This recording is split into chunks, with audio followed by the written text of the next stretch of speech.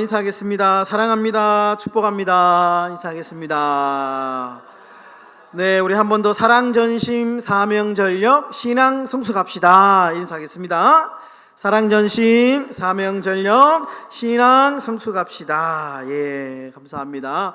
오늘 특별히 또 귀한 예배에 우리 주일학교에 우리 원우 학생 부모님들이 우리 또 예배에 참석해 주셔서 너무 감사드리고요.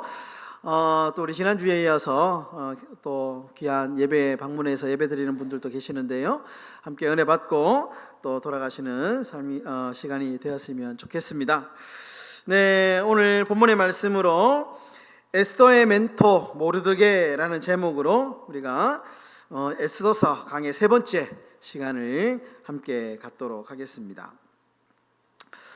네, 작가를 꿈꾸는 한 청년이 있었습니다. 이 청년이 1919년 한 아파트에 입주를 이제 하게 되는데요. 이 청년이 그 아파트에 들어간 이유가 있습니다. 특별한 이유가 있었는데 그 아파트에 누가 살고 있었냐 하면 당시에 아주 유명한 소설가였던 셔우드 앤더슨이라고 하는 사람이 그 아파트에 살고 있었기 때문입니다. 사진을 준비했는데요. 한번 띄워주십시오. 이 사람이 이제 셔우드 앤더슨이라고 하는 당시 아주 유명한 미국의 작가이고 소설가입니다. 한 청년이 이 소설가를 만나고 싶어서 이제 셔우드 앤더슨이 살고 있는 아파트에 입주를 한 겁니다. 그래서 이 청년의 바람대로 두 사람은 금방 가까워지고요. 그리고 2년 동안 거의 매일 함께 시간을 보냅니다. 함께 산책을 하기도 하고 함께 차를 마시면서 어떻게 하면 좋은 글을 쓸 수 있는지, 어떻게 하면 정말 사람들이 사랑하는 그런 소설가가 될 수 있는지 여러 가지 이제 조언들을 듣습니다. 셔우드 앤더슨은 이 자신을 찾아온 청년에게 정말 좋은 말도 해주고요, 때로는 뼈아픈 말도 해주면서 이 청년이 좋은 글을 쓸 수 있는 소설가가 될 수 있도록 도와줍니다. 이 청년이 정말 이 셔우드 앤더슨이 말하는 토시 하나 틀리지 않을 정도로 다 받아줬고요, 이 사람이 가르쳐준 대로 글을 쓰기도 하고 자기가 쓴 글을 이 앤더슨에게 가져가서 보여주기도 하면서 그렇게 코치를 받게 됩니다.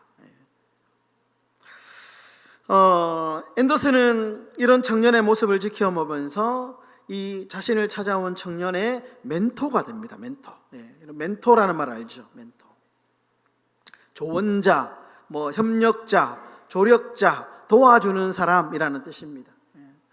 그래서 열심히 이제 이 청년을 도와주고, 이 청년이 너무 열심히 했기 때문에 이제 자신이 알고 있는 출판사를 소개시켜주고, 그리고 책을 내도록 도와줍니다. 그래서 이 청년이 이 셔우드 앤더슨의 도움으로 이제 책을 내고 결국에는 아주 유명한 작가의 길을 걷게 되는데, 이 사람이 누구냐? 아주 유명한 사람입니다. 노인과 바다의 저자인 어니스트 해밍웨이라는 사람입니다. 인터넷 보면 얼굴이 많이 있는데요, 한번 띄워주십시오. 이런 사람입니다. 아주 멋있게 생겼죠. 해밍웨이, 노인과 바다, 이 해밍웨이의 작품은 너무너무 많고요, 너무너무 정말 우리가 어릴 때부터 교과서에 나오는 그런 아주 유명한 작가입니다. 그러니까 한 사람, 셔우드 앤더슨이라고 하는 사람의 멘토의 역할로 인해서 해밍웨이라고 하는 아주 훌륭한 작가가 탄생하게 되었다라는 것이죠. 여러분, 요즘에 이 리더십의 영역에서 자주 쓰이는 말이 뭐냐? 멘토링이라는 말입니다. 우리나라 말로 종종 마니또 이런 얘기 하죠. 마니또 게임. 마니또는 일본 말이죠. 멘토의 일본어 번역이 마니또입니다. 그러니까 이제 보통 젊은 사람들이, 청년부나 학생회에서 마니또 게임 하면 몰래 이렇게 이제 사람 이름 뽑아가지고 그 사람을 막 몰래 도와주고 사탕도 사주기도 하고 맛있는 이렇게 이제 과자 같은 것을 몰래 갖다 주기도 하잖아요. 마니또, 멘토링이라고 하는데요. 여러분, 이 멘토라는 어원에 언제부터 시작이 되었느냐? 한 소설에서 시작이 되었는데요.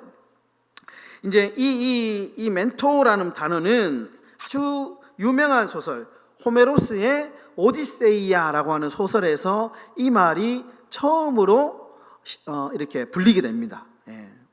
내용을 간단하게 얘기하면 그렇습니다. 기원전 1200년경에 모험가였던 오디세우스가 트로이 전쟁에 출전하게 됩니다. 근데 자기는 이제 먼 나라로 이제 전쟁을 하게 되니까 자신의 가정을 지켜줄 사람이 필요했습니다. 자신에게는 아들이 한 명 있었거든요. 텔레마코스라고 하는 아들이 있었는데 이 아들을 길러주고 이렇게 이제 잘 보호해 줄 만한 사람이 필요했습니다. 그래서 사람을 찾던 중에 한 사람을 찾게 되는데 그 사람이 누구냐 하면 바로 멘토르라고 하는 사람입니다. 그러니까 10년 동안 이 트로이 전쟁을 하면서 멀리 떨어져 있었지만 그러나 이 멘토르가 이 오디세우스의 아들인 텔레마코스를 아주 훌륭한 사람으로 길러내게 됩니다. 그래서 여기에서 이 멘토라는 말이 파생이 됩니다. 지금까지 우리가 이 멘토라는 말을 쓰게 되죠. 여러분, 누군가가 내 옆에서 관심을 가져주고 도와주고 기도해주고 그렇게 해주면 얼마나 좋겠습니까? 사랑을 주고 힘들 때 이렇게 막 조언을 해주고 또 정말 관심을 가져주면 그런 사람이 있다면 얼마나 좋겠습니까? 여러분, 오늘 본문에 드디어 이제 이 에스더라는 이름이 등장을 합니다. 오늘 이제 에스더 2장에서 에스더가 어떻게 우리가 아는 대로 에스더가 왕후가 되잖아요. 근데 왕후가 되기 위한 첫 이름이 오늘 이 등장을 하게 되는데요. 그런데 오늘 이 본문에 에스더가 왕후가 되는 과정에서 아주 중요한 멘토의 역할을 하는 한 명의 이름이 등장하는데 그 사람이 누구냐? 모르드게라고 하는 사람입니다. 모르드게. 그리고 이 모르드게라는 사람은 오늘 본문에도 나오지만 삼촌이라고 되어 있습니다. 에스더의 삼촌입니다. 오늘 모르드게가 에스더에게 어떤 존재인지 잘 알 수 있는 구절 두 개가 나오는데요. 5절과 7절의 말씀인데 먼저 여러분 7절의 말씀을 한번 보도록 하겠습니다. 7절에 보시면 이렇게 이야기를 합니다. 그의 삼촌의 딸 하다사 곧 에스더는 부모가 없었으나 용모가 곱고 아리따운 처녀라. 그의 부모가 죽은 후에 모르드게가 자기 딸 같이 양육하더라. 여러분, 성경에서 보통 이제 사람을 소개하죠. 근데 사람을 소개할 때 성경에서 가장 좀 주목해서 봐야 될 대목이 뭐냐면 첫 언급입니다. 사람의 이름이 나오고 첫 언급을 어떻게 하느냐에 따라서 성경의 저자가 이 사람을 어떤 사람으로 소개하는 것은 매우 중요합니다. 예를 들면 그런 겁니다. 여러분, 욥기서 1장 1절에 보면 욥이 어떤 사람인가를 이제 설명하는 구절이 욥기서 1장 1절이거든요. 욥기서 1장 1절에 보면 이렇게 나옵니다. 우스 땅에 욥이라 불리는 사람이 있었는데 그 사람은 온전하고 정직하여 하나님을 경외하며 악에서 떠난 자더라. 욥기서 기자는 욥을 소개하면서 욥을 어떻게 소개하냐 하면 온전하고 정직한 사람이다.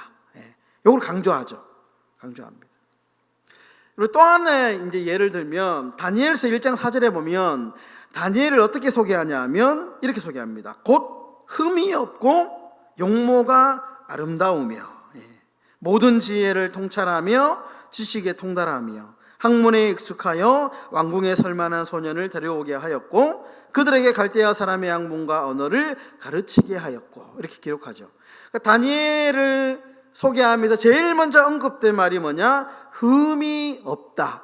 그러니까 성경에서 사람을 소개할 때에 여러분들 성경 읽으시다가 이 사람을 소개할 때 제일 먼저 첫 문장에 어떤 단어가 나오냐가 그 사람을 강조하는 대목이다 이렇게 생각하면 됩니다.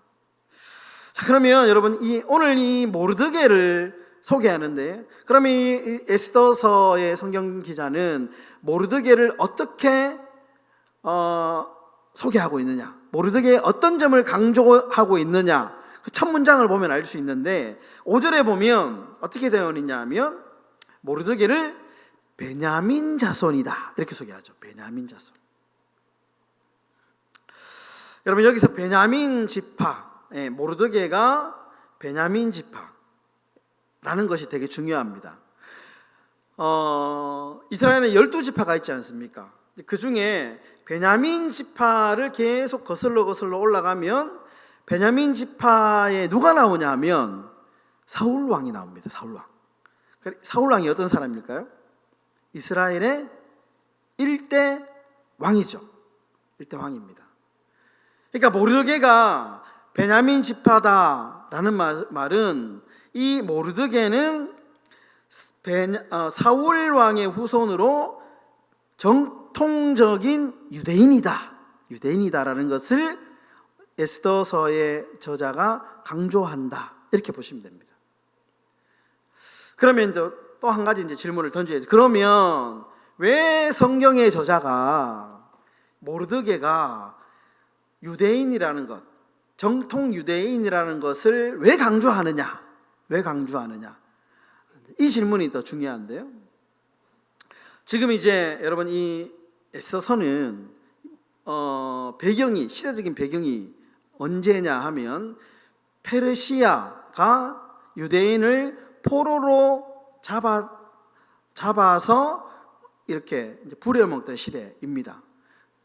그러니까 모르드게는 지금 어디에 있냐 하면 이스라엘 땅에 자기 고향에 있는 것이 아니고요, 페르시아의 포로로 잡혀 있는 상황입니다.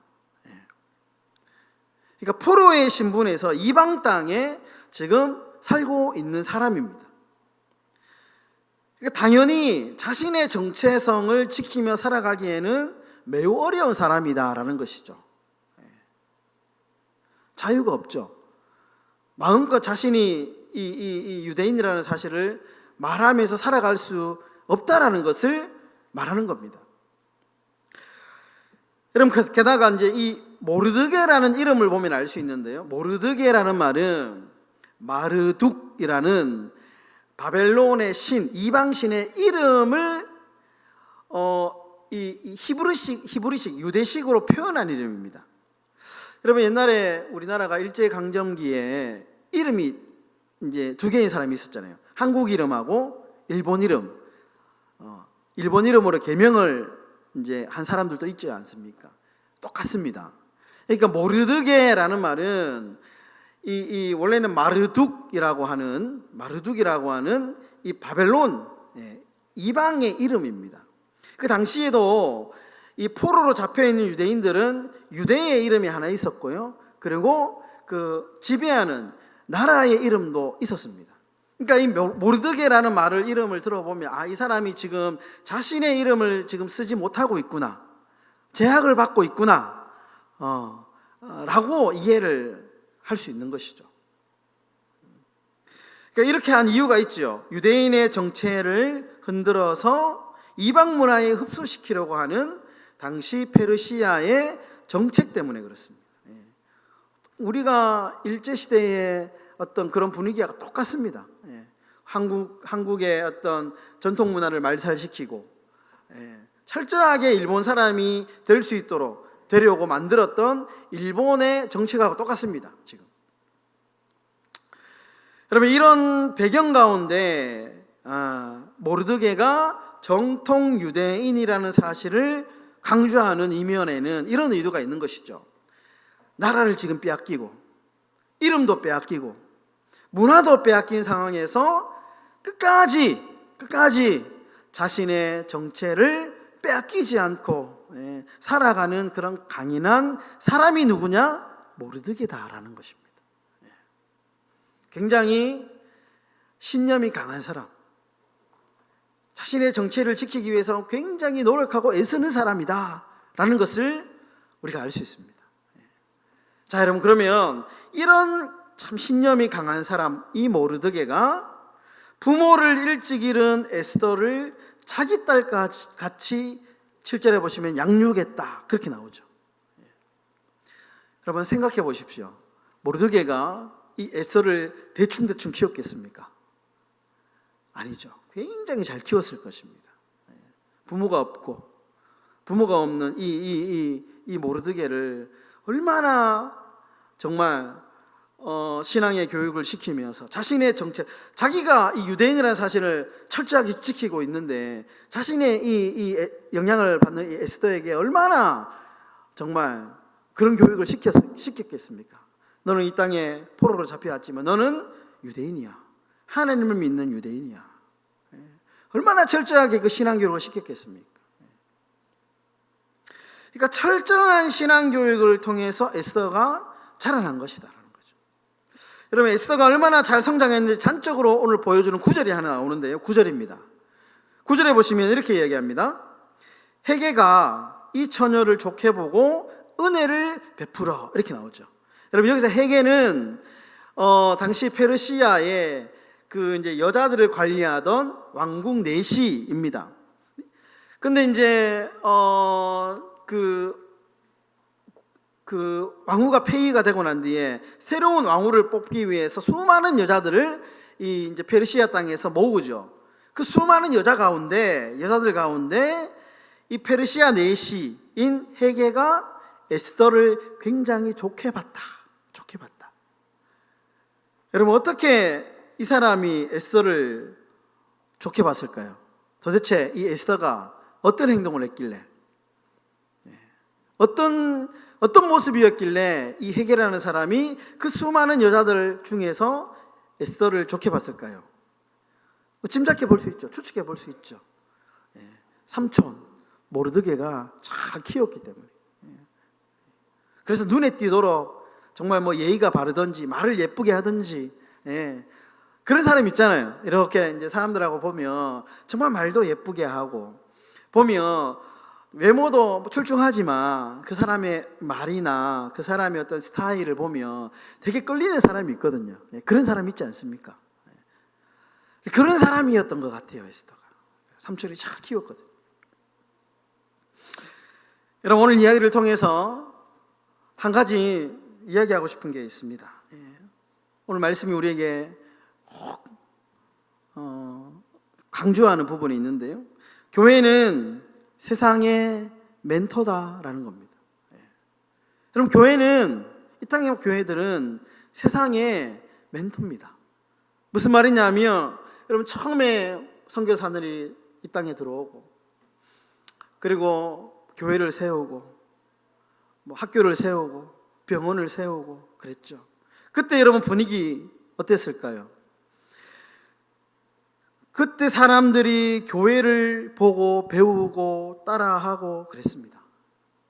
교회가 하는 말, 교회가 하는 행동, 교회의 문화, 교회가 하는 것이라면 그때 우리 한국 사람들 조건 없이, 군말 없이 따라갔습니다.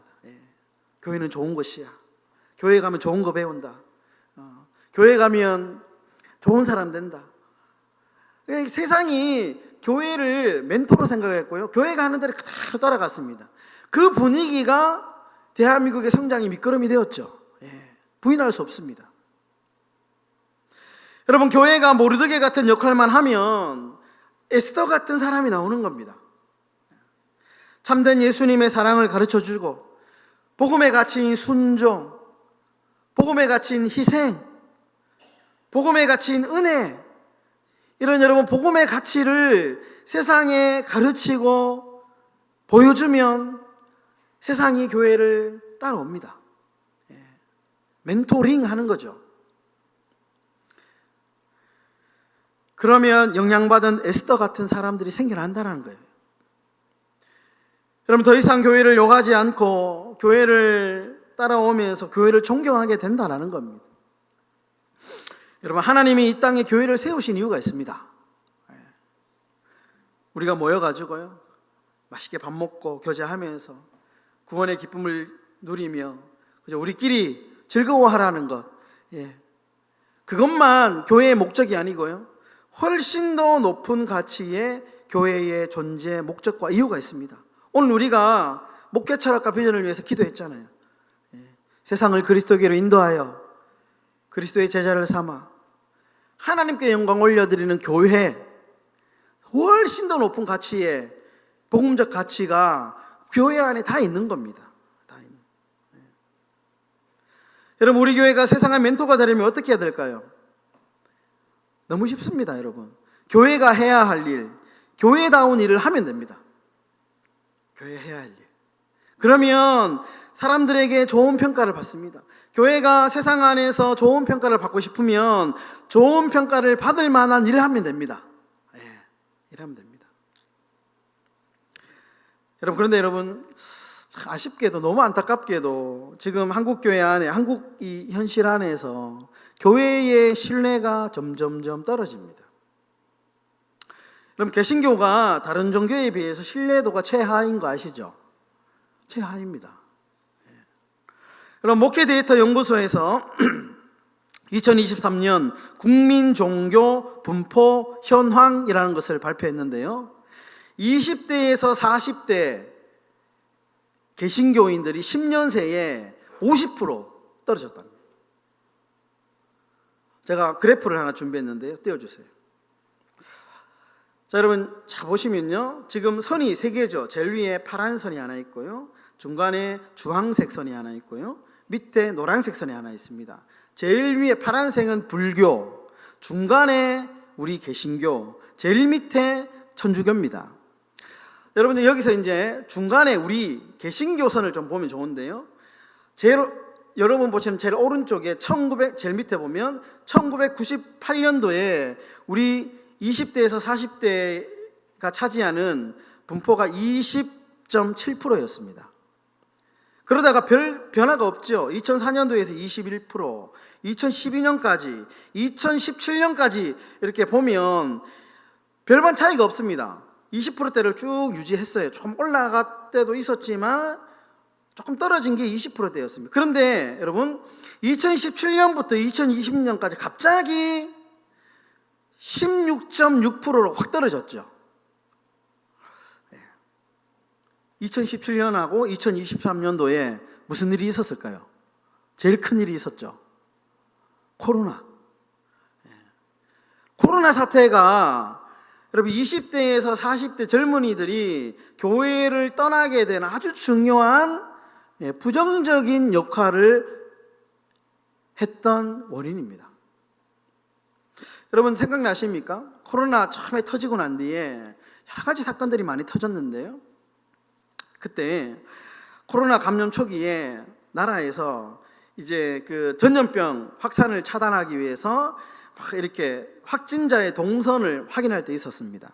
그때 어떤 일이 있었냐면, 어떤 목사님이 중국에 갔다 온 소식을 숨긴 거예요. 자신이 코로나 걸렸는데 거짓말한 겁니다. 그런데 문제가 여기서 발생한 것이 아니고요, 거짓말 때문에 이 목사님 한 사람 때문에 코로나가 급격하게 퍼지게 되었고요, 감염자가 속출했습니다. 여러분, 대구에서 신천지 사태가 일어났잖아요. 신천지 집단 감염이 일어났잖아요.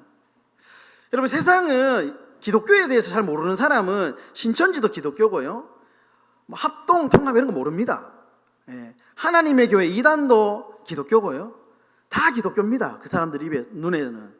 그러니까 그 사람들 눈에 봤을 때 기독교는 사회의 골칫거리야 라고 딱 머리에 박힌 거예요. 뭐 하면 이렇게 말 안 듣고 막 이렇게 그러니까 예수 믿지 않은 사람들이 봤을 때는 교회가 너무 말 안 듣는 철부지, 고집불통으로 보이는 거예요. 반면에 여러분, 이런 사건도 있었습니다. 어떤 목회자는 의심 증상이 딱 있을 때부터 자기 개인의 방역수칙을 지키면서 자신의 동성을 딱 적었고요, 그래서 자기가 코로나에 걸렸을 때에 이 조사 나왔을 때에 자신이 어디에 갔고 이렇게 어떤 사람을 만났고 이런 진실하게 말했던 사람들도 있습니다. 그런 진실함 때문에 더 이상 확진자가 없었죠.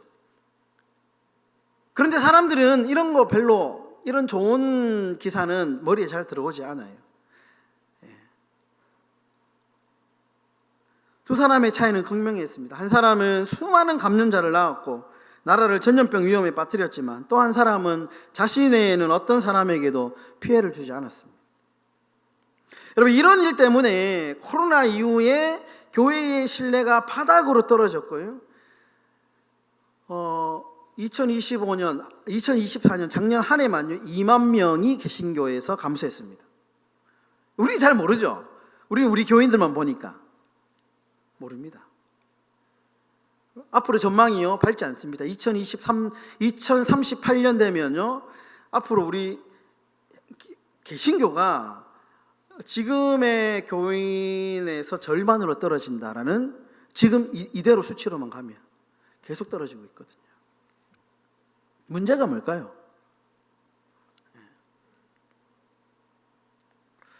진실하지 않기 때문에 그렇습니다. 교회가 예수님의 사랑을 얘기하는데 우리끼리 사랑하지 않아요. 그러니까 세상이 봤을 때는 너무 코미디인 거죠. 그러니까 교회를 멘토로 삼고 싶은 마음이 전혀 없는 거예요. 본받고 싶은 마음이 전혀 없습니다. 세상 사람들이. 여러분, 바울이 옥중에서 빌립보서를 쓰거든요.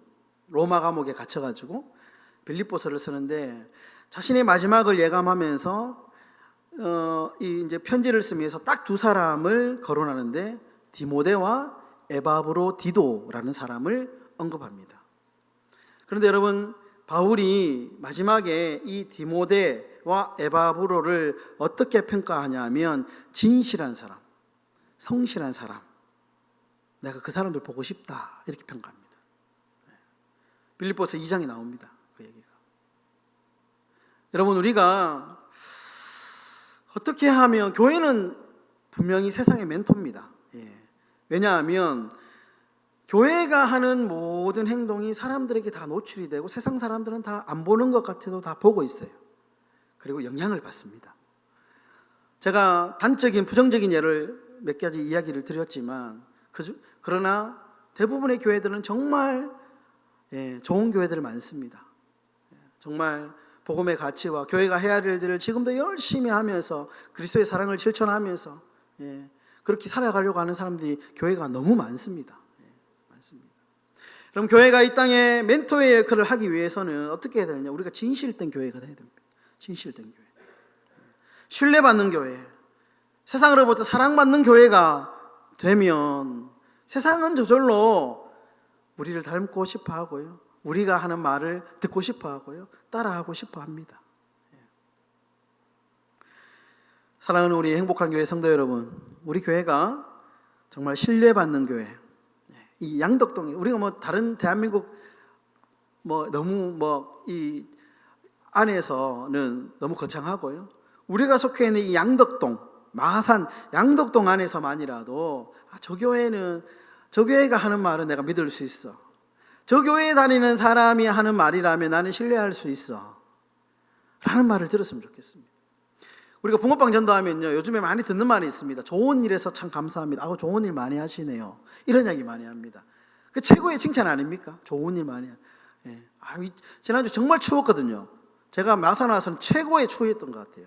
그 추운데 이제 붕어빵 나눠주니까요, 사람들이 추운데도 붕어빵 나눠주니까 좋은 일 하니까 너무 감사합니다 하면서 앞에서 어떤 분은 구신구신 자기 절을 하더라고요. 본인이 이렇게 전도하더라고요. 붕어빵 먹으면서. 그럼 그런 교회를 우리가 계속해서 만들어 가야 됩니다. 계속해서 그런 분위기를 만들어 가야 됩니다.